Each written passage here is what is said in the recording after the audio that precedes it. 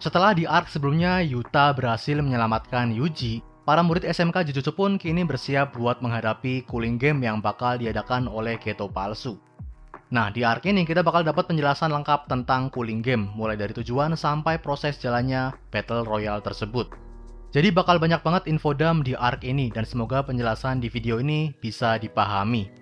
Penasaran gimana jalan ceritanya? Langsung aja kita mulai pembahasannya. Jadi setelah Megumi berhasil membujuk Yuji buat kembali ke SMK, mereka pun berencana buat menemui Master Tengen. Seperti yang kita tahu, Master Tengen adalah penyihir Jujutsu abadi yang tahu akan segala hal. Nah, Megumi mau menemuinya buat mencari tahu tujuan Geto palsu mengadakan cooling game, dan yang paling utama, cara membebaskan Gojo. Tapi ada satu masalah, mereka belum tahu bagaimana cara buat masuk ke koridor makam bintang tempat Master Tengen berada. Ini karena Master Tengen punya pelindung berupa ribuan pintu yang selalu diacak dan cuma satu pintulah yang mengarah ke tempatnya. Disinilah Choso tiba-tiba ikut menimbrung. Choso yang sempat diajar Yuta ternyata masih sehat walafiat. Choso pun bilang kalau dia tahu cara buat masuk ke tempat Master Tengen. Caranya adalah dengan melakukan hal yang sama seperti yang pernah dilakukan Mahito. Yuji, Megumi, Yuta, dan Choso pun bergegas buat menuju ke SMK Jujutsu Tokyo. Tapi sebelum ke sana, Yuji menanyakan Megumi soal kondisi Nobara. Karena seperti yang kita tahu, Nobara terluka parah setelah terkena serangan Mahito di Shibuya. Tapi Megumi nggak ngejawab dan cuma menundukkan pandangannya. Di sini Yuji tahu kalau diamnya Megumi ini bukan pertanda bagus. Yuji pun langsung bilang kalau dia paham dengan situasinya. Nah, kemungkinan besar Nobara ini sekarang masih dalam kondisi kritis. Tapi menurut gue pribadi, peluang Nobara buat hidup ini lumayan gede. Soalnya agak aneh juga kalau GG terus-terusan nutupin status kondisi Nobara kalau ujung-ujungnya bakal dimatiin. Apalagi dia juga sempat dapat perawatan yang lumayan cepet. Jadi well, kita nantikan aja sama-sama. Setibanya di SMK, kita pun langsung disambut dengan penampilan baru Maki. Maki yang juga sempat dibakar oleh Jogo ternyata masih hidup dengan luka bakar di sekujur tubuhnya. Jadi berkat batasan surgawi yang dimiliki Maki, tubuhnya sanggup bertahan dari serangan teknik kutukan Jogo. Maki pun udah sanggup buat bertarung lagi setelah diberi perawatan lewat teknik pembalik. Selain Maki, di situ juga ada Yuki. Yuki bersembunyi di SMK karena dia nggak mau berurusan dengan petinggi Jujutsu. Nah, Yuki inilah yang menyarankan buat menemui Master Tengen. Dan tibalah waktunya buat Choso menjelaskan cara buat masuk ke koridor makam bintang. Jadi di antara pintu masuk dan koridor makam bintang, terdapat gudang yang menyimpan saudara-saudara Choso yang masih berupa janin. Nah, karena Choso ini bisa merasakan keberadaan saudaranya, artinya dia juga bisa menemukan pintu yang tepat yang mengarah ke tempat Master Tengen. Nah, setelah Choso menjelaskan semuanya, ada kejadian kocak di mana Maki bertanya siapa Choso ini sebenarnya. Yuji pun bilang kalau anggap aja Choso sebagai kakaknya. Mendengarnya, Choso pun gembira bukan kepalang. Dengan bantuan Choso, Yuji dan kawan-kawan pun berhasil menemukan pintu yang tepat. Dan setelah menelusuri lebih dalam, mereka mendapati bekas darah bercipratan di lantai. Yap, inilah darah bekas pertarungan Toji melawan Geto 11 tahun lalu. Gak lama berselang, Yuji dan kawan-kawan pun sampai di aula utama. Tapi yang ada di hadapan mereka adalah ruangan putih nan hampa. Yuki pun bilang kalau ini adalah tanda kalau Master Tengen menolak kedatangan mereka. Nah, menyadari kalau mereka nggak punya banyak waktu, Yuji dan kawan-kawan pun berniat buat kembali. Tapi tiba-tiba ada sosok yang muncul dan memanggil mereka. Dan disinilah pertama kalinya kita diperlihatkan wujud Master Tengen. Master Tengen berwujud layaknya monster humanoid dengan 4 mata. Ternyata wujudnya berubah seperti ini karena Master Tengen belum menemukan wadah star plasma baru setelah Riko terbunuh. Master Tengen juga menjelaskan kalau alasannya sempat menolak kehadiran Yuji dan kawan-kawan adalah karena dia takut salah satu dari mereka bersekongkol dengan Geto palsu atau yang ternyata bernama asli Kenjaku.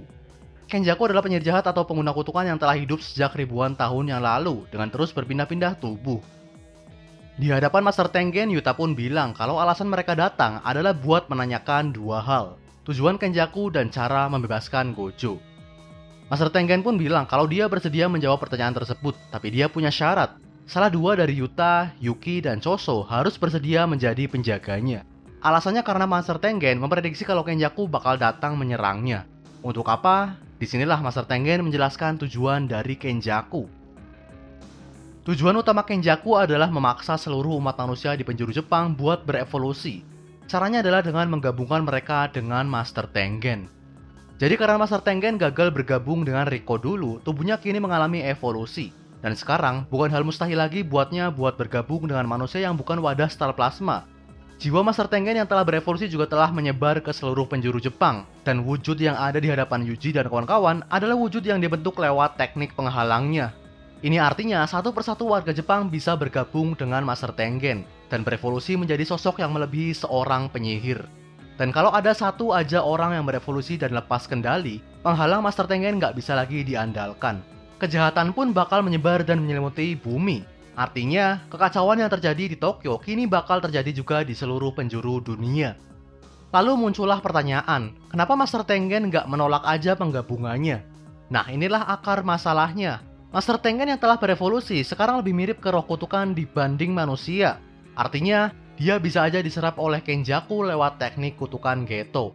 Mendengar hal tersebut, Yuji dan kawan-kawan pun kaget bukan main. Mereka langsung sadar betapa mengerikannya bahaya yang udah ada di depan mereka.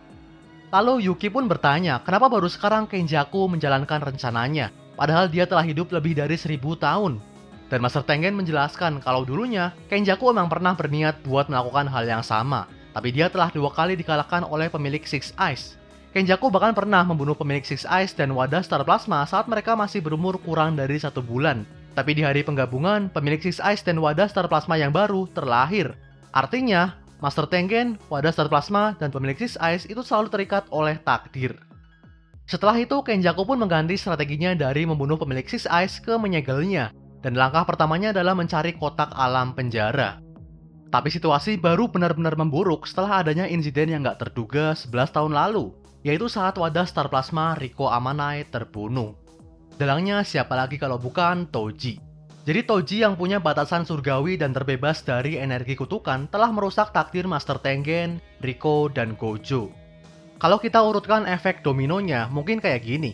Toji ngebunuh Riko, dan setelah Riko terbunuh, ideologi Geto mulai menyimpang dan berubah jadi jahat. Dan saat Geto menjadi penyihir jahat, dia pun dibunuh oleh sahabatnya Gojo. Nah, karena Gojo nggak mengamankan jasad Geto waktu itu, Kenjaku pun berhasil mengambil alih jasad tersebut. Dan berkat tubuh Geto itulah Kenjaku berhasil bikin Gojo lengah dan menyegelnya.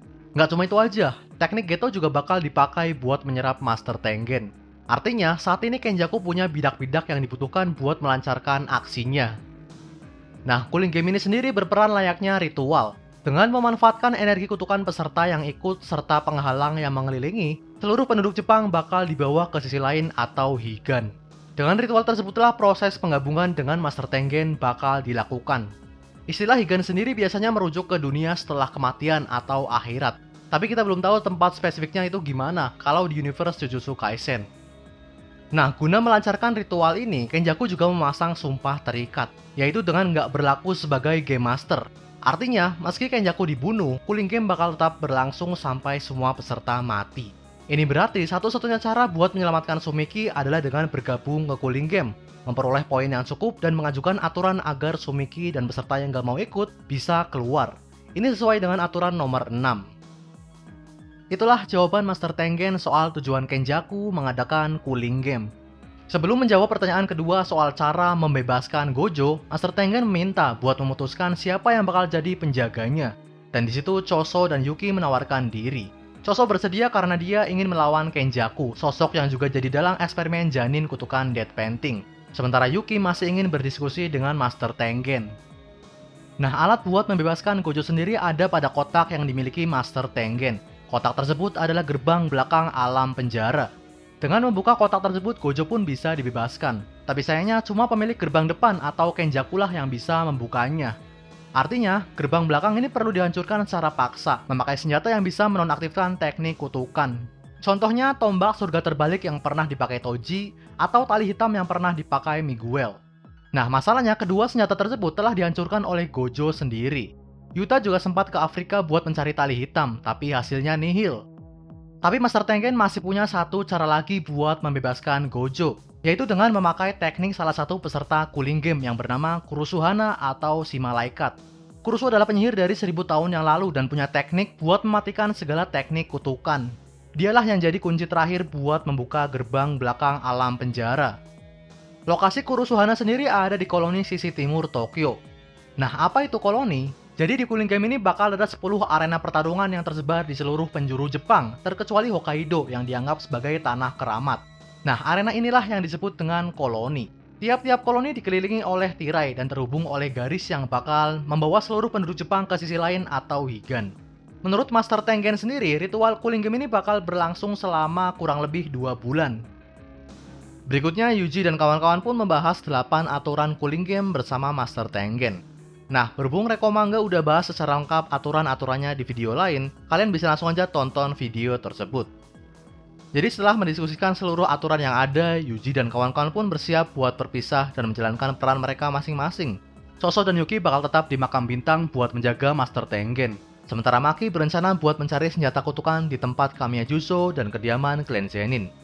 Karena jabatan kepala klan Zenin kini udah diberikan ke Megumi, Maki bisa bebas masuk ke gudang senjata klan. Setelah itu, Maki juga berniat buat menemui Panda dan memberitahu info cooling game padanya. Yuta sendiri bakal langsung masuk ke salah satu koloni buat melakukan investigasi. Sementara Megumi dan Yuji disuruh buat mencari murid kelas 3 Hakari Kinji. Yap, dialah murid misterius yang mungkin udah banyak ditunggu-tunggu kehadirannya. Karena kekuatan Hakari ini juga udah diakui oleh Gojo sendiri. Yuta bahkan bilang kalau lagi semangat, Hakari ini bisa lebih hebat darinya. Sebelum berpisah, Yuji pun berterima kasih pada Choso karena udah mau membantunya. Dan ngelihat sang adik mengapresiasi usahanya, Choso kelihatan menangis. Peran Choso ini memang vital banget buat Yuji pasca insiden Shibuya. Choso lah yang terus menemani Yuji saat dia sempat depresi setelah mengalami segala kekacauan di Shibuya. Selanjutnya, kita pun diperkenalkan dengan salah satu peserta cooling game yang bernama Takaba Fumihiko. Takaba adalah komika yang sedang terpuruk karena lawakannya selalu gagal menghibur penonton. Dia bahkan disuruh berhenti oleh manajernya. Nah, di sini ada kejadian menarik. Jadi salah satu kolega Takaba bilang kalau komika itu ada 2 tipe. Komika yang emang lucu dan komika yang anggap kalau lawakannya sendiri lucu. Nah, Takaba pun ditanya, ada di tipe mana dirinya? Dan Takaba ngejawab kalau dia 70% tipe pertama, 30% tipe kedua. Yap, istilah 70 banding 30 yang biasanya lekat dengan Nanami diucapkan oleh sosok ini. Jadi siapakah si Takaba ini? Apakah ada hubungannya dengan Nanami atau tekniknya? Dan bakal seperti apa perannya di arc cooling game nanti? Jawabannya bakal menarik buat ditunggu. Itu dia pembahasan arc persiapan cooling game part 1. Di sini kita akhirnya dapat penjelasan penting tentang cooling game dan perannya dalam rencana Kenjaku. Dan kita bisa ngelihat betapa mengerikannya kalau tujuan Kenjaku ini sampai tercapai. Selain Sumiki, sejauh ini baru 2 peserta cooling game yang diperkenalkan. Dan kedua karakter ini kemungkinan bakal dapat peran penting di arc cooling game nanti. Terus kita juga akhirnya bakal kedatangan sosok Hakari. Dan gue udah gak sabar banget ngelihat debutnya karakter satu ini. Nah, di pembahasan arc persiapan cooling game part 2 nanti, kita bakal berfokus ke tragedi yang menimpa Panda dan Maki. Dan dengan tragedi tersebut, keduanya bakal dapat tekad baru sebelum menghadapi cooling game. Oke, segini aja video dari Rekomanga kali ini. Like dan share kalau kalian suka. Komentar kalau kalian punya pendapat, kritik, atau saran. Subscribe kalau kalian tertarik dengan konten channel ini. Akhir kata, selamat membaca. Sampai jumpa.